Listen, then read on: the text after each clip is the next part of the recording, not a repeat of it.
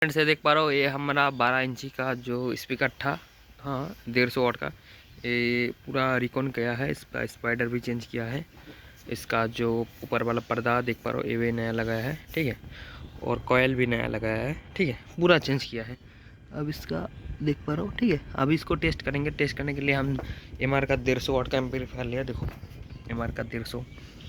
अभी इसको गाना बजाता है, चलो बेस सुनता है।